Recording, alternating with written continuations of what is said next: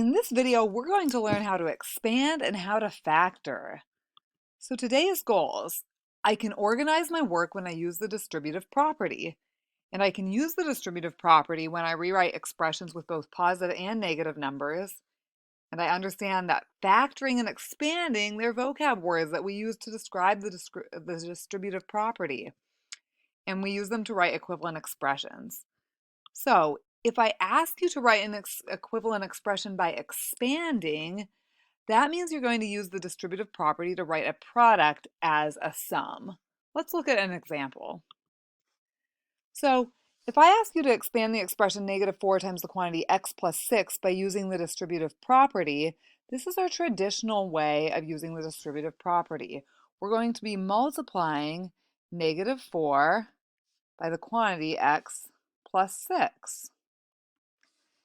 And as I do this, I'm going to multiply this -4 by each part in parentheses. So -4 times x, that's -4x.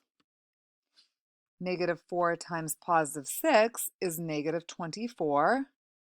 So I could write this as -4x plus -24.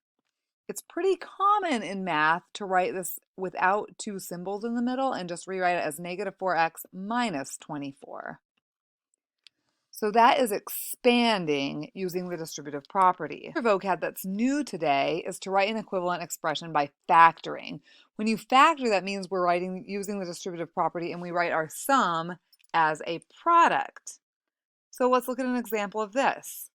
We have a sum, or in this case a difference, 12x minus 8, and we're going to factor it using the distributive property. We could write that as a sum of 12x plus -8. Now this time we're working backwards and trying to determine what's being multiplied to get this sum. So we may want to organize using a diagram. So you could put your 12x in the left and -8 in the right.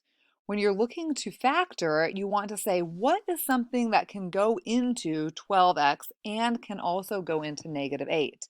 Now you may think 1, 2, 4. I like to use the greatest common factor, so I am going to pull out a 4. When you're looking for the top, now you ask yourself, what do I multiply that 4 by to get what's in the box? So 4 times what gives me that 12x? Well, 4 times 3x gives me that 12x. Okay, on the right, 4 times what gives me that -8? Well, 4 times -2 gives me that -8. So now we can use our dimensions on the side of our block to write a multiplication problem. To get 12x minus 8, we could multiply 4 times the quantity 3x plus -2.